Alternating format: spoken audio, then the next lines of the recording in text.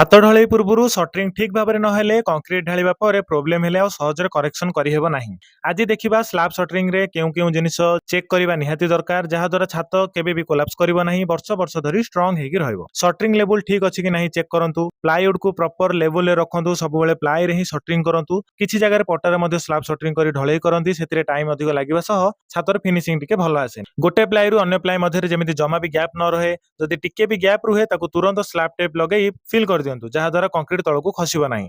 କଲମ ବିମ୍ର ଆଲାଇନମେଣ୍ଟ ଠିକ୍ ଅଛି କି ନାହିଁ ଚେକ୍ କରନ୍ତୁ। ପ୍ଲାଇଉଡକୁ ତଳୁ ସପୋର୍ଟ ଦେବା ପାଇଁ ଗୁଡ୍ କ୍ୱାଲିଟିର ମୋଟା ବଲ୍ଲା ବ୍ୟବହାର କରନ୍ତୁ, କେବେ ବି ବାଉଁଶର ୟୁଜ୍ କରନ୍ତୁ ନାହିଁ। ଛାତର ଏକ୍ସେସିଭ ଲୋଡ୍ ପାଇଁ ବାଉଁଶ ଜମା ବି ଉପଯୋଗୀ ନୁହେଁ। ବଲ୍ଲା ଯେତେବେଳେ ଲଗାଇବେ ଟୋଟାଲ ବଲ୍ଲା ହିଁ ଦିଅନ୍ତୁ, ତା ତଳେ ଇଟାର ୟୁଜ୍ କରନ୍ତୁ ନାହିଁ। ସପୋଜ ଇଟାଟି ଖସିଯାଏ, ଛାତ ବେଣ୍ଡ ହେବାର ଚାନ୍ସେସ୍ ଅଛି, ଆ ପ୍ରତି ନିଶ୍ଚୟ ଧ୍ୟାନ ଦିଅନ୍ତୁ। ଛାତ ଢଳାଇ ସମୟରେ ତଳେ ଜଣେ ଲୋକ ରହିବା ନିହାତି ଆବଶ୍ୟକ, ଯାହାଦ୍ୱାରା ସେ ତଳେ ରହି ଟାଇମ ଟୁ ଟାଇମ ଚେକ୍ କରିପାରୁଥିବ ଛାତ କୋଉଠି ଦବୁନି ତ, କୋଉଠି ଲିକେଜ ହଉନି, ଏଟସେଟ୍ରା।